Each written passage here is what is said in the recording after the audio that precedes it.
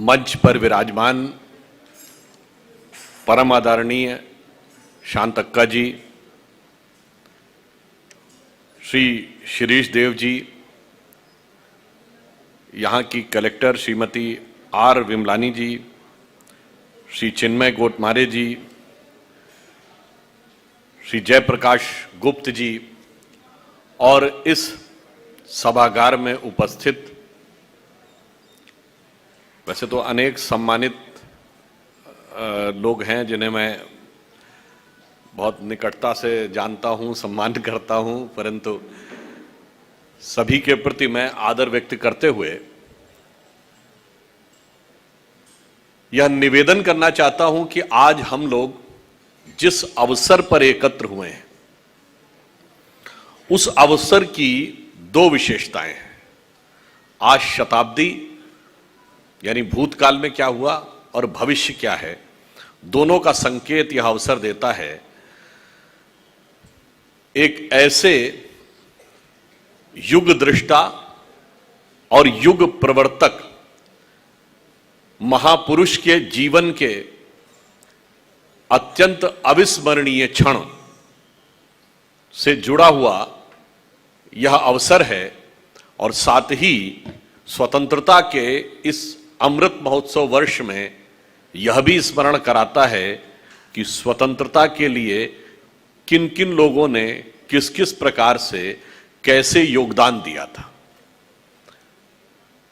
देखिए, हम दुनिया के आज के डेट में कहा जाता है कि we are the biggest democracy, एक टाइटल भारत को दिया जाता है।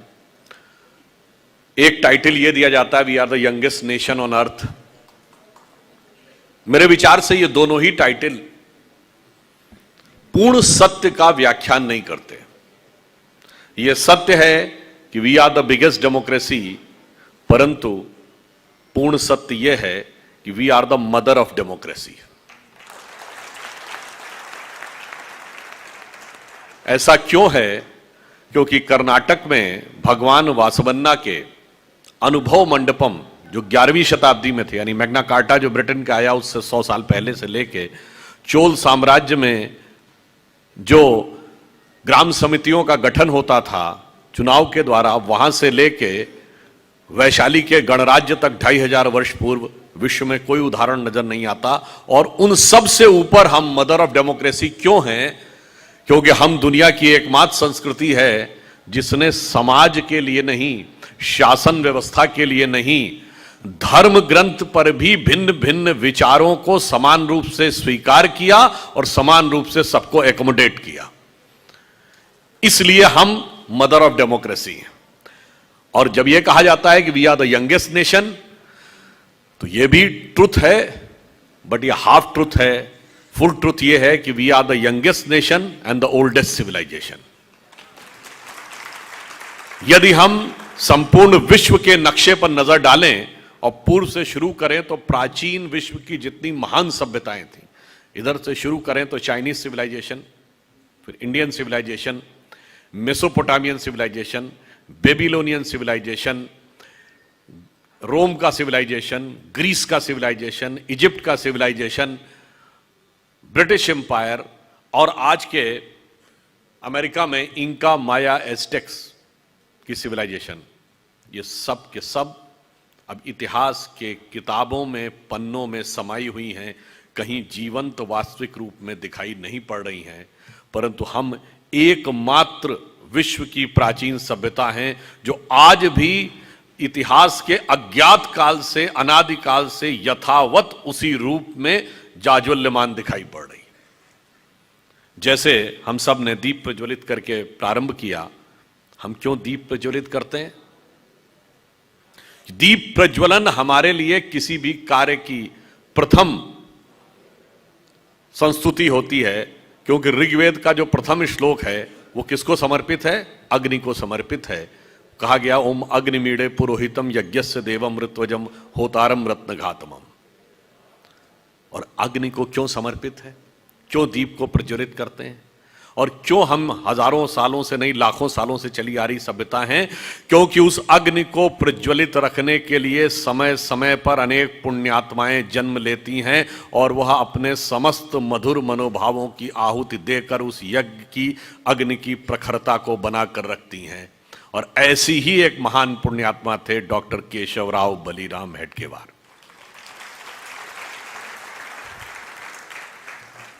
उनके मन में जो राष्ट्र के प्रति भाव था और राष्ट्र के प्रति जो दृष्टि थी, आज 100 साल के बाद हम उस घटना का स्मरण करने के साथ यह भी देखेंगे कि उस दृष्टि ने, उस विचार ने इस राष्ट्र को कहां तक पहुंचाया।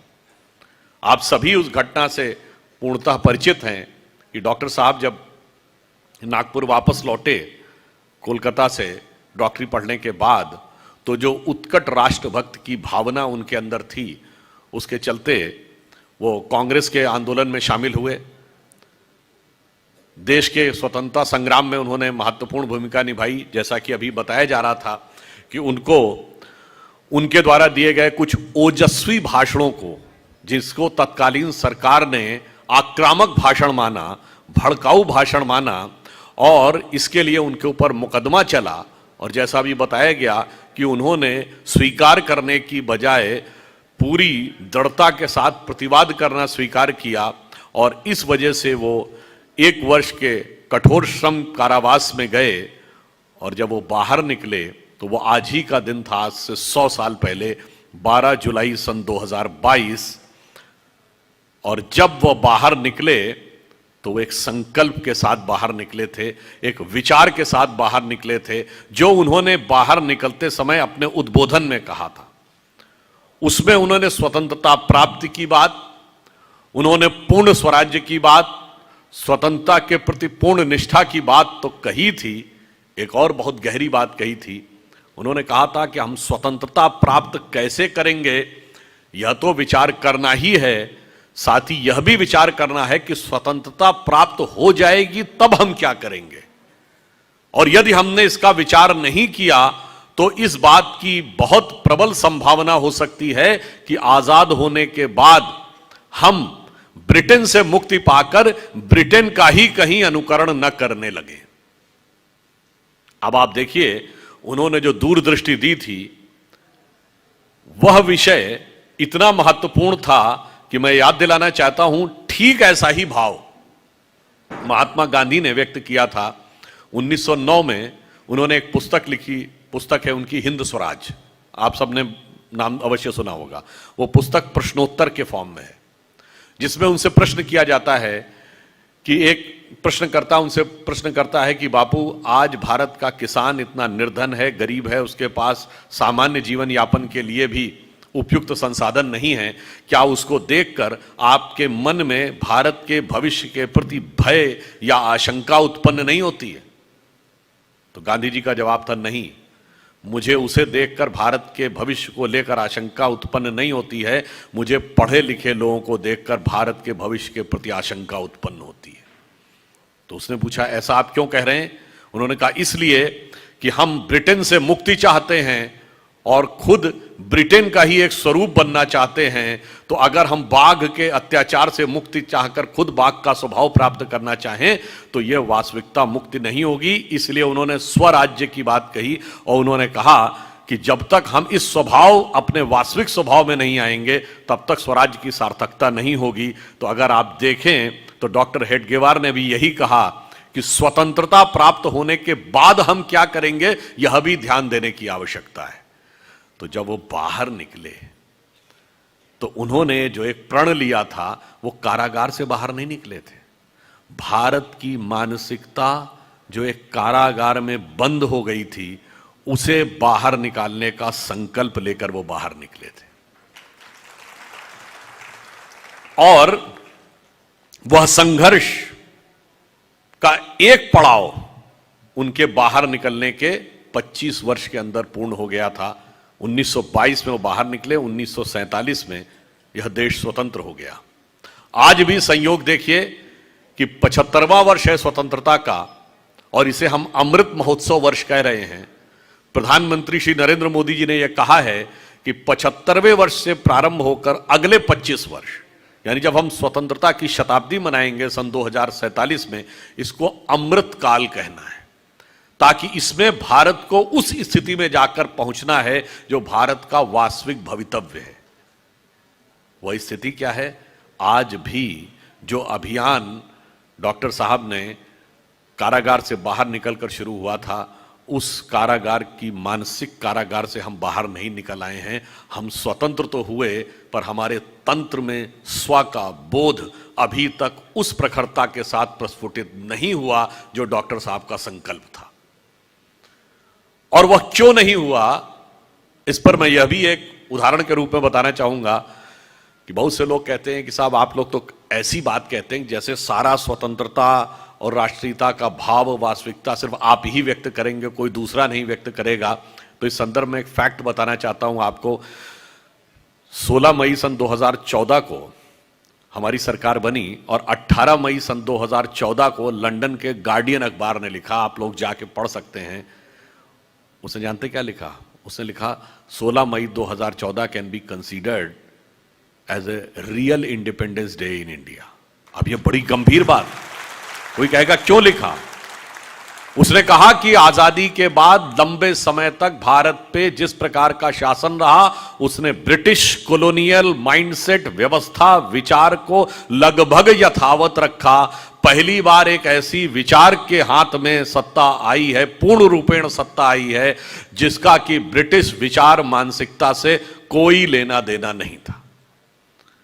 तो आप ये समझिए, इसलिए हम ये कह रहे थे कि वो जो विचार का परिवर्तन उन्होंने प्रारंभ किया था, वह कितने दूर की बात थी। उन्होंने 1920 में इसी नागपुर में पूर्ण स्वराज्य का प्रस्ताव रखा था, जो कतिपय कारणों पारित नहीं हो पाया। एक तो वो इस चीज को प्रमाणित करता है कि जब पूर्ण स्वराज्य का विषय आया और वो 1920 में नागपुर में पारित नहीं हो पाया, आप सभी को शायद बहुत से लोगों को पता हो कि हम गणतंत्र दिवस 26 जनवरी को क्यों मनाते हैं।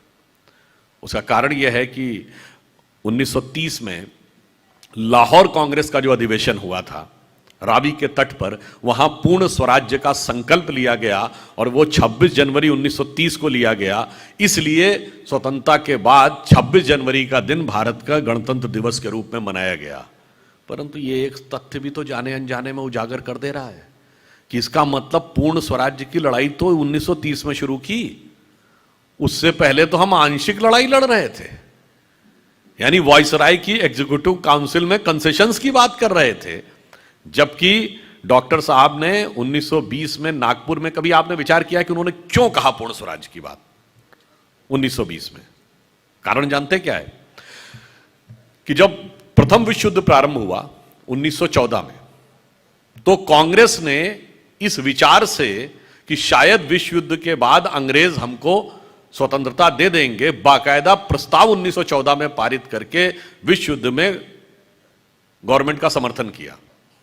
परंतु जब विश्व युद्ध 1918-19 में समाप्त हुआ, तो अंग्रेज सरकार अपने वचन पर कायम नहीं रही, बल्कि इसके उलट 1919 में उन्होंने रॉलेट एक्ट लाके खड़ा कर दिया। और उस रॉलेट एक्ट के जब विरोध में आंदोलन हुआ, तो उसी के विरोध में हुए आंदोलन में जलियांवाला बाग का नरसंहार हुआ। अब आप बताइए, क्या इसके बाद अब किसी भी प्रकार के किंतु परंतु की संभावना रह गई थी कि अब पूर्ण स्वराज से कम हमें कुछ मानना चाहिए? वह सरकार जिसके साथ आपने यह सोचकर कोई सहयोग किया था, कांग्रेस पार्टी ने, उसने सीधे सीधे धोखा दे दिया। तो पूर्ण स्वराज के अलावा कोई विकल्प नहीं था। इस विचार, यह तर्क और यह आधार था जिसके लिए डॉक्टर साहब ने कहा अब पूर्ण स्वराज्य की बात होनी चाहिए।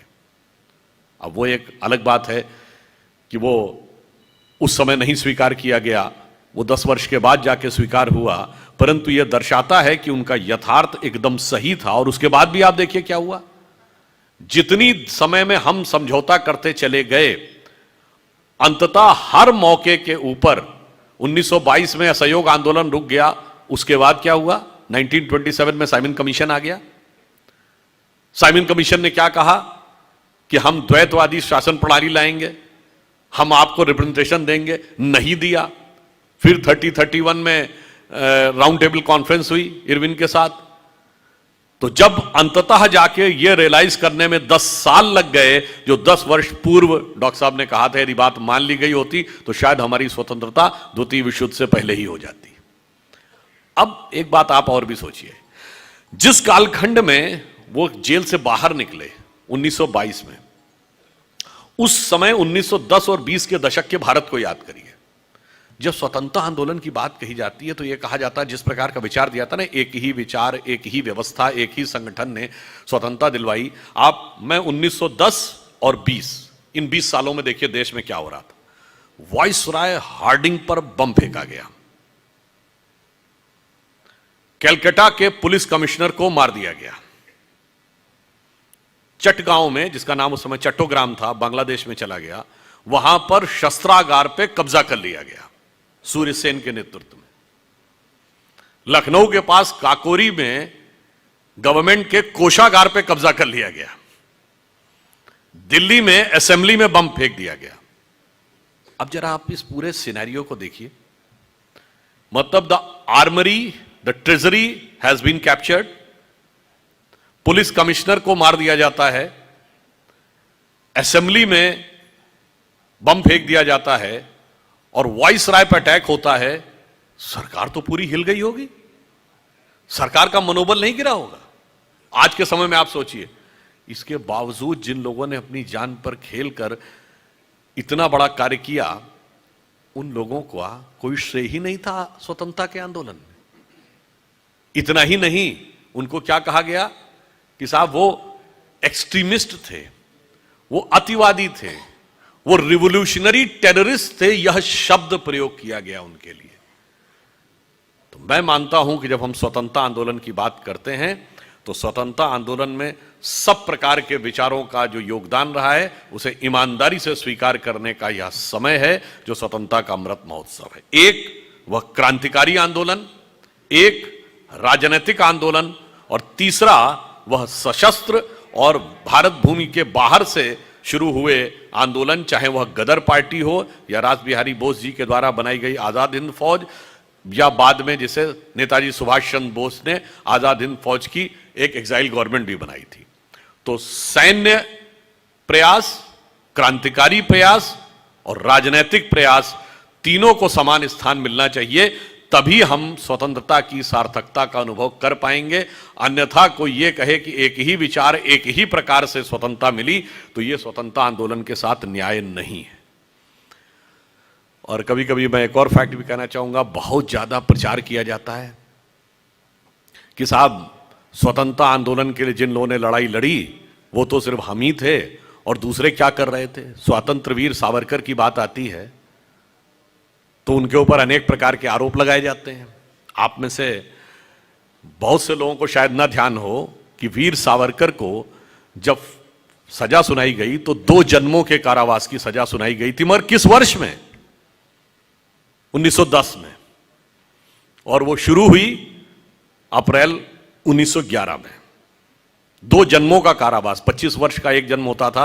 वैसे वीर सावरकर ने बाहर निकल के ये कहा था, चलो मुझे इस बात की प्रसन्नता है कि इसके द्वारा अंग्रेजों ने हमारे पुनर्जन्म की व्यवस्था को तो स्वीकार किया कि उन्होंने 2 जन्मों के कारावास की मुझे सजा सुनाई। मगर महत्वपूर्ण बात यह कि 1910 में कांग्रेस का अध्यक्ष कौन था, यह तथ्य बहुतों को नहीं ध्यान होगा। उस समय 1910 में कांग्रेस का अध्यक्ष था विलियम वैडनबर्न, जो ब्रिटिश सरकार का सेक्रेटरी था। अब बताइए, जिस वर्ष में सावरकर को 2 जन्मों के कारावास की सजा और काला पानी सुनाई जा रही है, उस समय आप ब्रिटिश हुक्मरान के कदमों तले बैठकर यह दावा कर रहे हैं कि हम स्वतंत्रता का महान आंदोलन लड़ रहे थे।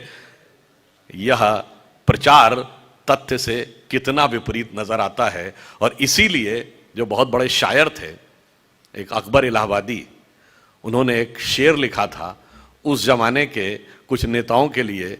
वो शायद फेमस शेर आपने सुना होगा कि कौम के गम में खाते हैं डिनर हुक्काम के साथ, कौम के गम में खाते हैं डिनर हुक्काम के साथ, हुक्काम मतलब ऑफिसर्स, रंज लीडर को है बहुत मगर आराम के साथ। और फिर इतना ही नहीं, एक आध फैक्ट और भी है जो आपको ना पता हो। देखिए, भगत सिंह जी को फांसी हुई डॉक्टर साहब जाके अनुशीलन समिति में जुड़े थे। बंगाल में युगांधर और अनुशीलन समिति जैसे संगठनों ने लेके बागा जतीन, शचीन्द्रनाथ सान्याल, सूर्य सेन जैसे तमाम क्रांतिकारियों ने इतने बड़े बड़े कार्य किए। वो सारी बातें होती रही, परंतु एक और फैक्ट आपको बताता हूं। आप सब ने चंद्रशेखर आजाद, राम प्रसाद बिस्मिल, अशफाक उल्ला खां का नाम सुना होगा। अशफाक उल्ला खां और चंद्रशेखर आजाद जी को फांसी दी गई काकोरी के प्रकरण की वजह से। वो जो काकोरी में ब्रिटिश सरकार का खजाना कब्जा कर लिया गया था, उसके लिए। और चंद्रशेखर आजाद जी पकड़ में नहीं आए और उन्होंने लास्ट में अपने को स्वयं को गोली मार ली थी। वो प्रकरण आपको पता होगा। पर आपको पता है कि जब अशफाक उल्ला खां और राम प्रसाद बिस्मिल को गिरफ्तार किया गया तो उनके खिलाफ सरकारी वकील कौन था? उनके खिलाफ सरकारी वकील थे कांग्रेस के तत्कालीन नेता मिस्टर जगत नारायण मुल्ला। बाद में उनके पुत्र हाईकोर्ट के जज भी रहे। और मजे की बात यह है कि लखनऊ में जगत नारायण मुल्ला जी के नाम पे जगत नारायण रोड भी है। अब बताइए, ब्रिटिश सरकार के हुक्मरान के नीचे बैठ के स्वतंत्रता का आंदोलन है और उनको फांसी हो क्रांतिकारियों को, उसे इंश्योर करने के लिए सरकार की सदारत में की जा रही वकालत है। और उसके बाद वो लोग जिन्होंने डॉक्टर साहब पे आरोप लगाए या संघ और संगठन पे आरोप लगाए कि इन्होंने क्या किया, मैंने ये बात एक दो बार टीवी डिबेट से ही बोली। मैंने विनम्रता से कहा, मैंने कहा एक नेता बता दीजिए जो पुलिस की गोली से मारा गया हो कांग्रेस का, एक नेता बता दीजिए जो फांसी चढ़ा हो अंग्रेजों के काल में, एक जिसको काला पानी हुआ हो, और लाला लाजपत राय को छोड़कर एक नेता बता दीजिए जो पुलिस की लाठियों से भी घायल हुआ हो। फिर भी स्वतंत्रता का आंदोलन उन्होंने ही लड़ा और स्वतंत्रता भी एक में उन्होंने ही दिलाई। तो इसके ऊपर मुझे वो शेर याद आता है कि नौरंगिए सियासते दौरा तो देखिए, नौरंगिए सियासते दौरा तो देखिए कि मंजिल मिली उन्हीं को जो शरीके सफर न थे। अब मैं कहना चाहता हूं कि जो पिछले 100 वर्ष गुजरे उसमें देखिए कि डॉक्टर साहब ने जो दृष्टि दी थी स्वतंत्रता आंदोलन, मैंने क्यों यह विषय बताया, स्वतंत्रता आंदोलन भिन्न भिन्न आयामों में लड़ा जा रहा था और अनेक प्रकार से भारतीय समाज उसमें लड़ रहा था। डॉक्टर साहब ने भी उसमें भूमिका दिखाई। फिर उन्हें क्यों आवश्यकता महसूस हुई कि राष्ट्रीय स्वयंसेवक संघ बनाकर एक दूसरे आयाम से हम आगे की बात सोचें, चूंकि वो उसी विचार को सोच रहे थे जब लोकमान्य तिलक ने पूर्ण स्वराज्य की बात कही थी। तो क्या कहा गया था, वो भारतीय असंतोष के जनक है। उन्हें क्यों असंतोष का जनक कहा गया? क्योंकि यह माना गया था कि 1885 में जो कांग्रेस बनाई गई वो तो वाइसरॉय की एग्जीक्यूटिव काउंसिल में कंसेशंस के लिए बनाई गई थी। तो कहा गया भाई बात तो सिर्फ वाइसरॉय की एग्जीक्यूटिव काउंसिल में कंसेशंस की थी, पूर्ण स्वराज की बात कहां से ले आए भाई? ये तो एक्सट्रीमिस्ट है, ये तो राइट विंग है, ये तो फंडामेंटलिस्ट है। और यह भी कहा गया कि ये बात क्या कर रहे हैं, अरे भाई ब्रिटिश राज में सूरज नहीं डूबता, भगवान भी उनके साथ हैं। मगर जो बात तिलक जी ने कही थी, जो गांधी जी का हिंद स्वराज में भाव था, जो डॉक्टर साहब ने 1920 में इसी नागपुर की धरती पर स्वराज्य का प्रस्ताव पास कराने का प्रयास किया था, यह सारी चीजें एक ही विचार से प्रेरित थीं। पर अफसोस कि उस विचार को स्वीकार करने में, अंगीकार करने में विलंब हुआ और आज तक वह साक्षात रूप में स्वीकार नहीं हो पाया। मगर आपको मैं एक विश्लेषण देता हूं कि जो प्रयास उन्होंने किया था वो कैसे कैसे बदलाव की तरफ बढ़ा।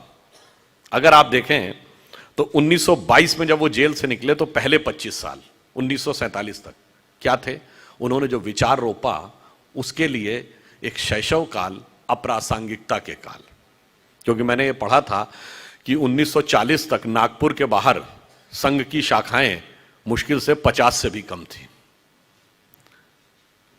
अगले 25 वर्ष 47 से 72 संगठन का व्यापक विस्तार, समाज के भिन्न भिन्न क्षेत्रों में विस्तार, अब देखिए, जो उन्होंने पौधा रोपा था वो पहले 25 वर्ष में अपना अस्तित्व बनाता है, अगले 25 वर्ष में वो विस्तार इस रूप में पाता है कि चाहे कोई भी वर्ग हो, यानी अगर सबसे बड़ा शिक्षा के क्षेत्र में काम होना था तो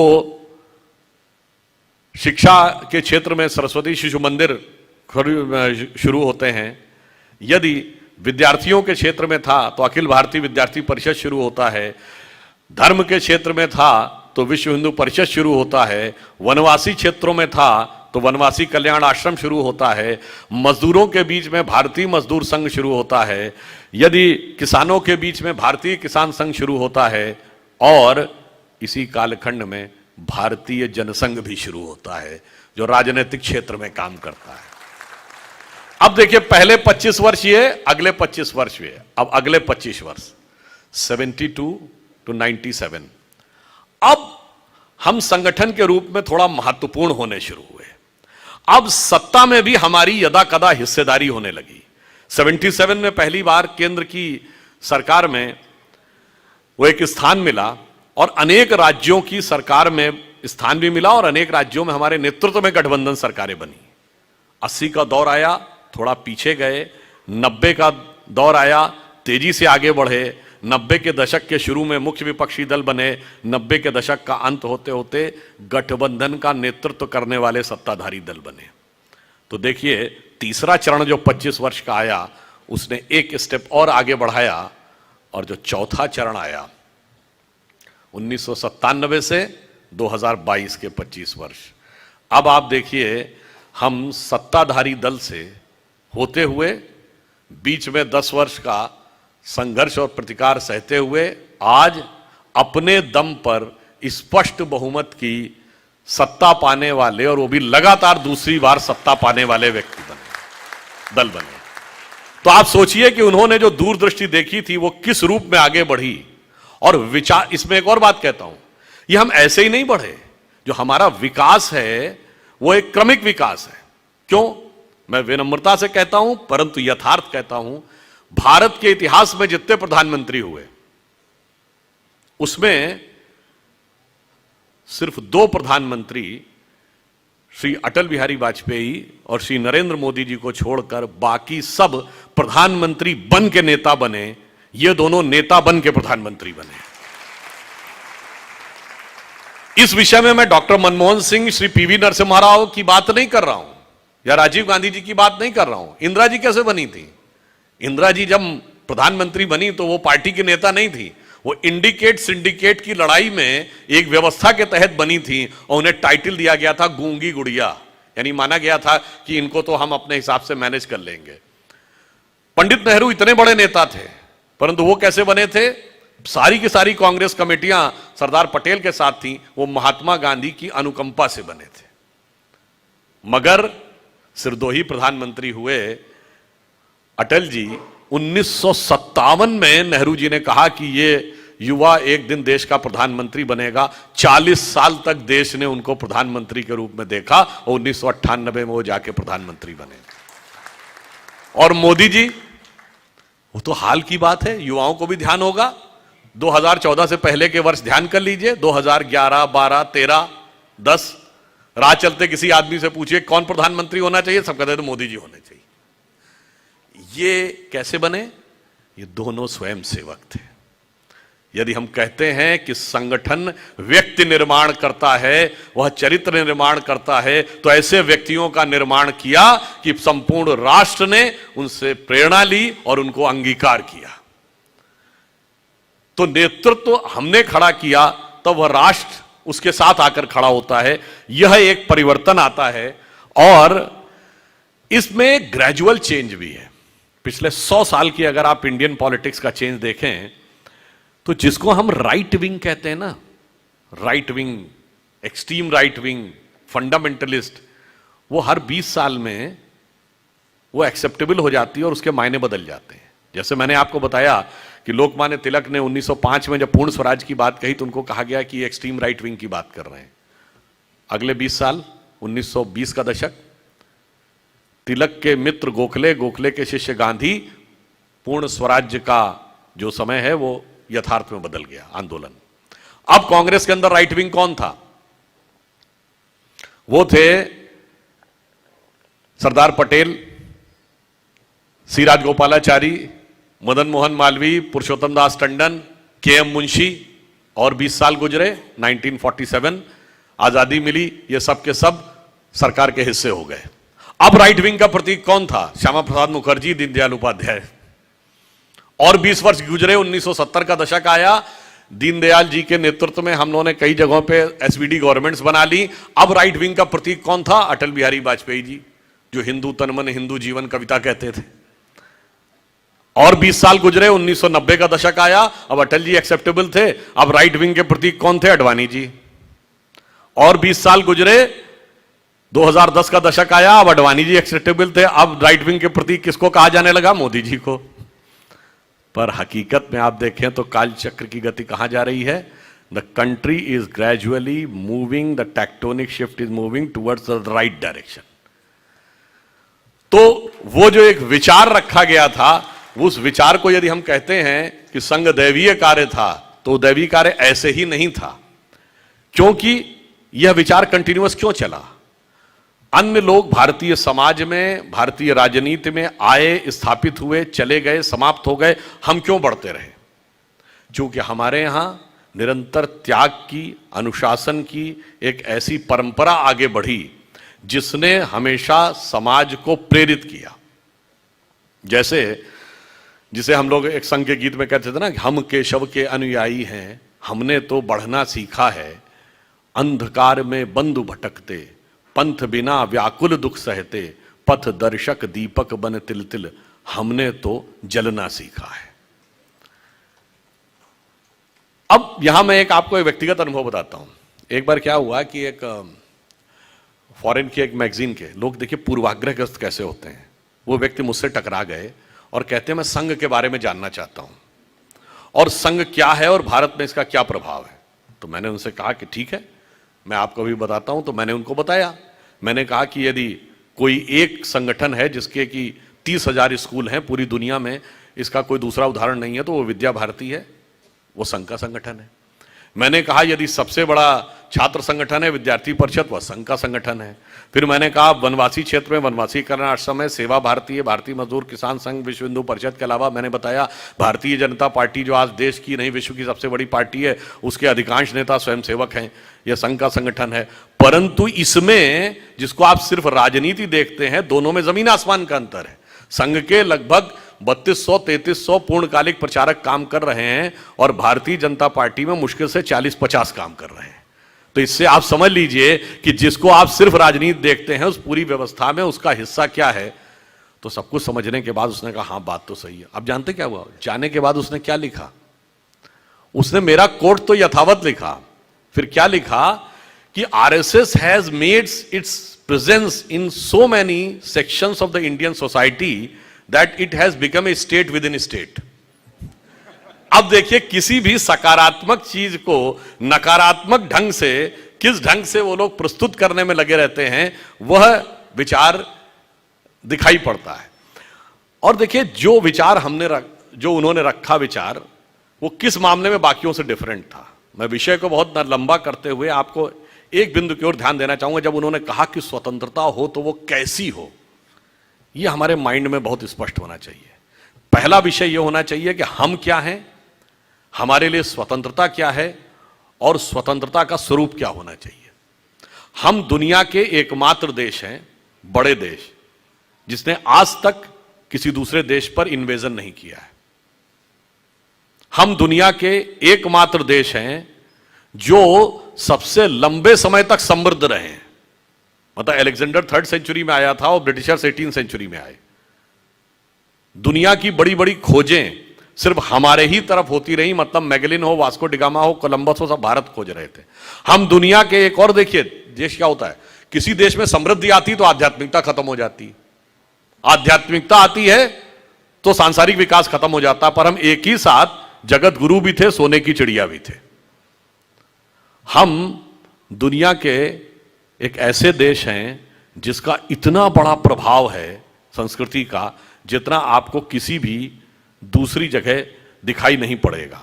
उदाहरण के लिए अभी काशी विश्वनाथ के कॉरिडोर का उद्घाटन हुआ, तो आपको पता है कि जब आप काशी विश्वनाथ में अपना सर श्रद्धा से झुकाते हैं तो श्रद्धा का वह बिंदु सिर्फ काशी विश्वनाथ से नहीं जुड़ता है, उत्तर में अमरनाथ से भी जुड़ता है, दक्षिण में रामेश्वरम से जुड़ता है, पश्चिम में सोमनाथ से जुड़ता है, पूर्व में मल्लिकार्जुन से जुड़ता है, और फिर काठमांडू के पशुपतिनाथ से भी जुड़ता है, पाकिस्तान के कटास राज से भी जुड़ता है, और बहुतों को नहीं पता होगा जापान में एक देवता है जिनका नाम है डाइकोटुन, वह भैरव के ही एक स्वरूप माने जाते हैं। जापान तक वह प्रभाव नजर आता है, और विश्व की सबसे बड़ी साइंटिफिक डिस्कवरी करने वाली यूरोप की सन लेबोरेटरी की लॉबी में डांसिंग करते हुए नटराज की मूर्ति रखी हुई है, वहां तक जाकर वह प्रभाव दिखाई पड़ता है।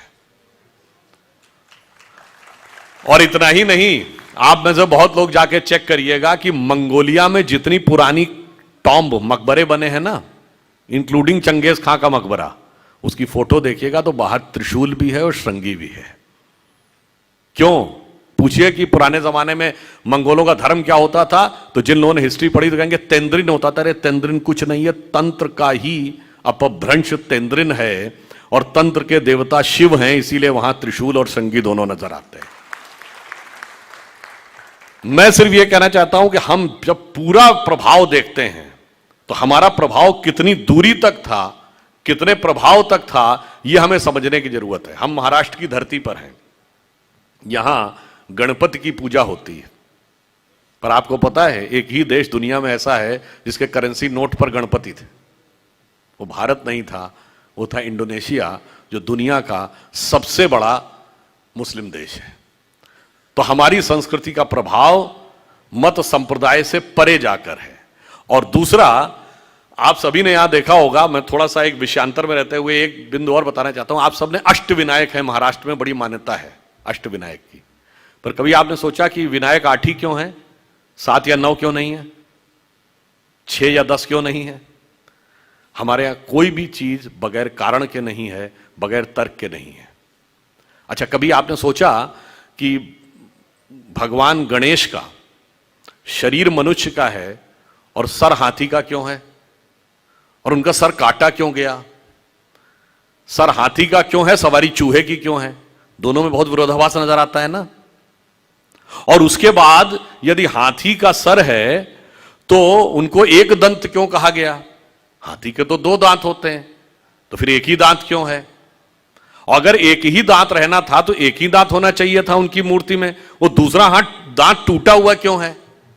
और बल्कि जो आप वास्तविक मूर्ति देखते हैं उसमें टूटा हुआ दांत एक हाथ में पकड़ रखा उन्होंने। कभी आपने विचार किया कि ये क्यों है? इसमें से कुछ भी कहानी नहीं है, कुछ भी कल्पना नहीं है। और गणेश जी किसके देवता हैं? रिद्धि और सिद्धि के देवता हैं, यानी संपूर्ण सिद्धियां गणपति की आराधना से मिलती हैं। गणेश जी का यह और गणेश जी पुत्र किसके हैं? शिव पार्वती के। और शिव ने ही सारे आगम ग्रंथ दिए हैं, यानी जिसको आप कहते हैं ना, आपकी चेतना के जागरण के सारे स्वरूप भगवान शिव ने दिए हैं। अब समझिए गणपति के सारे जो स्वरूप हैं इनका अर्थ और तात्पर्य क्या है। देखिए, भगवान गणेश का वह स्वरूप हमारे अंदर की जो वास्तविक चैतन्य ऊर्जा होती है उसके उत्थान की वह प्रक्रिया को प्रतीक रूप में दिखा रहा है। सबसे पहले सर कटना किस लिए जरूरी है? वह आप अंदर की यात्रा करके अपनी कुंडलनी शक्ति को तब जागृत कर सकते हैं जब पहले आप अपने अहंकार को नष्ट करने में सफल होते हैं। तो आपका सर कटने का स्वरूप प्रतीक ये है। दूसरा, हाथी का ही सर क्यों है? क्योंकि हाथी की जो सूंड है, और आपने देखा होगा हमेशा गणपति की सूंड इस दिशा में यूं है, कभी ऐसे नहीं है। क्यों? वह उस शक्ति का प्रतीक है जो अपवर्ड्स है, यानी जागृत शक्ति, आपके शरीर की कुंडलनी की शक्ति जब वो ऊर्ध्व की तरफ होती है उसका प्रतीक है। और हाथी इसलिए है कि हाथी के मस्तक में गज मुक्ता कहा जाता है, माना जाता है कि हाथी के यहां मस्तक में एक मुक्ता है, तो वो ब्रह्मरंध्र का प्रतीक है। और जब वो मुड़ी हुई सूंड ऊपर है, और चूहे की सवारी क्यों है? क्योंकि चूहा जमीन के अंदर जाकर अपना बिल बनाता है। तो जब आप एकाग्रचित्त होकर अपने अंदर की यात्रा में उतरते हैं, तभी जाके आप इस शक्ति को पहचान पाते हैं और उस शक्ति को ऊपर उठाने का सामर्थ्य पा पाते हैं। और उसके बाद जब आप आठी विनायक क्यों हैं? क्योंकि 8 चक्र हैं, मूलाधार, स्वादिष्ठान, अनाहत, आज्ञा, विशुद्ध चक्र और ब्रह्मरंध्र। और अब एक ही दांत क्यों है? क्योंकि जब आप आज्ञा चक्र से ऊपर जाते हैं तब द्वैत के साथ वह यात्रा नहीं हो सकती। यानी संसार और ब्रह्म दो में से एक को ही चूज करना पड़ता है। तो वह दांत टूटा हुआ क्यों है? तो संसार के साथ उस संबंध का विच्छेद करना पड़ता है, उसे तोड़ना पड़ता है। इसीलिए टूटा हुआ दांत हाथ में रखे हुए हैं। फिर आगे की यात्रा जाकर जब ब्रह्मरंध्र तक मिलती है तो समस्त रिद्धियां और सिद्धियां आपको प्राप्त होती हैं। यह उसका प्रतीक है। यह मैंने इसलिए बताया कि हमारे तमाम मार्क्सवादी लोग जब यह प्रचारित करने का प्रयास करते हैं, जैसे मार्क्स ने न्यूयॉर्क हेराल्ड ट्रिब्यून में 1854 में एक आर्टिकल लिखा था कि जो कुछ अंग्रेज भारत में कर रहे हैं यह दुखद है परंतु सुखद भी है। उसने अंग्रेजी में लिखा, the destruction of India which is the Britishers are doing, it is painful but pleasurable also. Pleasurable क्यों?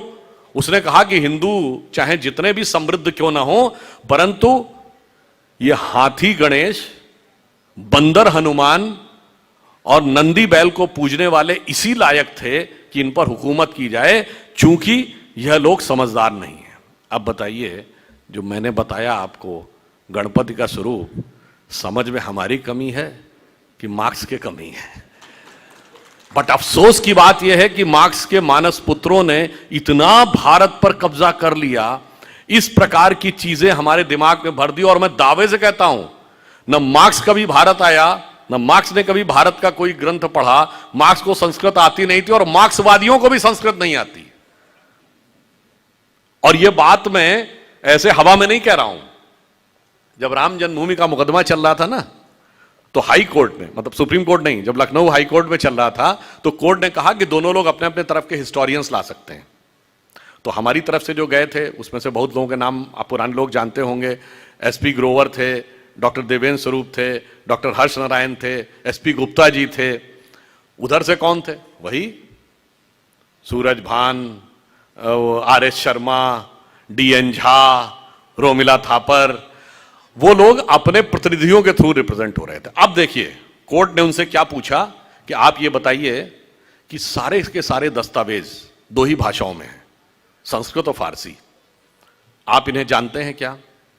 और आप लोगों को आश्चर्य होगा, उन लोगों ने लिख के दिया कि हम फारसी भी नहीं जानते, संस्कृत भी नहीं जानते। जबकि हमारी तरफ के विद्वान सब जानते थे। डॉक्टर हर्ष नारायण को मैं व्यक्तिगत रूप से जानता था, वो फारसी भी जानते थे, संस्कृत भी जानते थे। फिर मंदिर में जो हो रहा था वो खुदाई से निकल रहा था। तो एंशिएंट हिस्ट्री में 2 सब्जेक्ट होते हैं, कल्चर एंड आर्कियोलॉजी, यानी खुदाई वाला विषय आर्कियोलॉजी का होता। तो उनसे पूछा गया कि आप आर्कियोलॉजी जानते हैं? उन्होंने कहा जी नहीं जानते, यानी खुदाई के विषय से परिचित नहीं था। अब आप सोचिए, इसके बावजूद वही लोग सबसे ज्यादा ज्ञान दे रहे थे। यानी मजे की बात यह कि न लिखाई जानते थे, न खुदाई जानते थे, और दावा यह कि सारी खुदाई जानते थे। इसलिए मैंने यह कहा कि जिन लोगों ने कुछ भी नहीं पढ़ा, उन्होंने हमारे दिमाग में यह बात भरी। तो मैं यह कहना चाहता हूं कि जो बीज डॉक्टर साहब ने बोया था, उस बीज का वट वृक्ष तो आज दिखने लगा है, परंतु कारागार से वो निकले थे 1922 में। हमारी मानसिकता अभी तक इस अमृत महोत्सव वर्ष तक भी उस कारागार से बाहर निकल नहीं पाई। हमारी चेतना, हमारी सोच, हमारे विचार का एक बहुत बड़ा हिस्सा आज भी मैकाले और मार्क्स के विचारों से प्रेरित है। इसलिए मैंने आपको ये 2 उदाहरण बताए, क्योंकि राजनीति समाज के उदाहरण तो आपको बहुत सारे पता लगते होंगे। कई बार इन चीजों के उदाहरण, आजकल की युवा पीढ़ी तो इसी प्रकार के तर्क वितर्क भी करती है ना, तो बड़ा कई बार असहज स्थिति होती है कि बच्चों को क्या जवाब दें। अब आगे से कभी बात हो तो आप और एग्रेसिव होकर कहिएगा कि नहीं नहीं, अभी तुमको इसका भी जवाब देते हैं। इसका जवाब क्यों देते हैं? उसका भी जवाब देते हैं। जैसे मैं एक एग्जाम्पल आपको और बताऊं, कभी आपने सोचा, हमारे यहां हर चीज का जवाब है। जैसे मैंने आपको बताया कि गणपति का बताया, वैसे ही मैं आपको यह भी एक बात बताऊं कि भगवान राम 4 भाई थे। देखिए, हमारा कोई भी विचार किस चीज से प्रेरित होता है। भगवान राम 4 भाई थे, तो आपने कभी सोचा कि 4 ही भाई क्यों थे, 3 या 5 क्यों नहीं? देखिए, हर चीज के पीछे एक कारण है। तो वो 4 भाई जानते क्यों हैं? वो 4 भाई 4 पुरुषार्थ के प्रतीक हैं। राम, लक्ष्मण, भरत, शत्रुघ्न। तो भगवान राम धर्म है, लक्ष्मण काम है, शत्रुघ्न अर्थ हैं और भरत मोक्ष है। इसीलिए लक्ष्मण ही राम के साथ वन में क्यों जाएंगे? क्योंकि काम को सदैव धर्म से संयुक्त रहना है। शत्रुघ्न अयोध्या में क्यों रहेंगे? अर्थ कभी राजधानी छोड़ के नहीं जाएगा।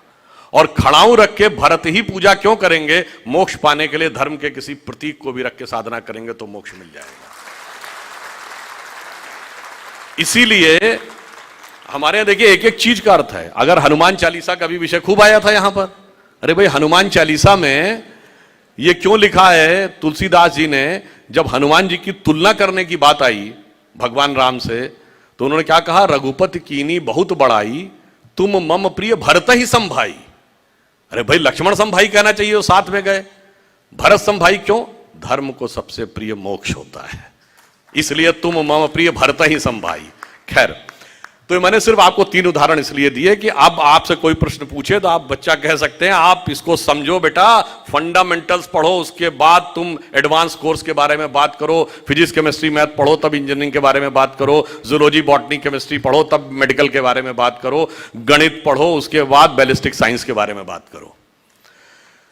तो मैं सिर्फ अंत में यह कहना चाहता हूं कि मैंने आपको एक झलक बताने का प्रयास किया कि ये जो अभियान है, जिसके लिए उन्होंने अपना संपूर्ण जीवन दिया, और विगत लगभग 100 वर्षों से सभी प्रचारक अपना पूरा जीवन दे रहे हैं, परंतु आज भी स्थिति क्या है कि स्वतंत्रता के बाद हो गए हैं स्वप्न सब साकार, कैसे मान लें हम? टल गया सर से व्यथा का भार, कैसे मान लें हम? वेश, वाणी, तत्व, दर्शन दूसरों का यह सभी ले, विकृति को हम ग्रहण करते, निज प्रकृति को आज भूले, इस विदेशी नकल को अब अस्मिता क्या मान ले हम? हो गए हैं स्वप्न सब साकार, कैसे मान ले हम? तो इस स्वतंत्रता के अमृत महोत्सव में अभी बहुत कुछ करना बाकी है। तो अमृत काल में यदि भारत को वहां तक पहुंचाना है जो भारत का वास्तविक भवितव्य है, तो उसके लिए क्या करना पड़ेगा? अभी हमारा कार्य पूरा नहीं हुआ है। जो मार्ग जहां से मैंने शुरू किया था वहीं पे अंत करते हुए कहता हूं, कारागार से बाहर निकले थे आज के दिन डॉक्टर साहब, तो उस कारागार से पूरे देश की मानसिकता को बाहर निकालने की प्रक्रिया का संकल्प हमें आज इस 12 जुलाई को लेना होगा, ताकि इस अमृत काल को समाप्त होते होते संपूर्ण भारत का मानस उससे मुक्त हो जाए, क्योंकि यह यज्ञ अभी अधूरा है। तो अटल जी की इस पंक्ति से समाप्त करता हूं, आहुति बाकी यज्ञ अधूरा। और उस यज्ञ में विघ्न कौन डाल रहे हैं? अपने ही लोग डाल रहे हैं।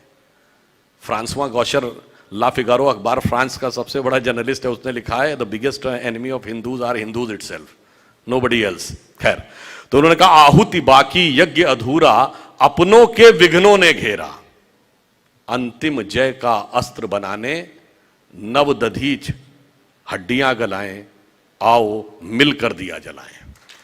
तो हम सब अपने इस संवेद प्रयास से इस स्वप्न को साकार करें। इसी संकल्प के साथ हम आगे बढ़ते हैं और यह तय मानिए, भविष्य हमारा, इसमें कोई किंतु परंतु मत समझिएगा। एक पंक्ति और कह के बता देता हूं कि 1 जनवरी 1901 को जब इस देश में सूरज उगा, तो इस देश में किसकी सरकार थी? पूरे देश में अंग्रेजों की। 1 जनवरी 1951 को इस देश में किसकी सरकार थी? पूरे देश में कांग्रेस की। और 1 जनवरी सन 2001 को जब इस देश में 21वीं सदी का पहला सूरज उगा, तो इस देश में किसकी सरकार थी? अटल जी के नेतृत्व में भाजपा की। अगले दशक में मोदी जी के नेतृत्व में स्पष्ट बहुमत की। तो समझ लीजिए कि 19वीं सदी अंग्रेज की थी, 20वीं सदी कांग्रेस की थी और 21वीं सदी भारतीय जनता पार्टी की। धन्यवाद।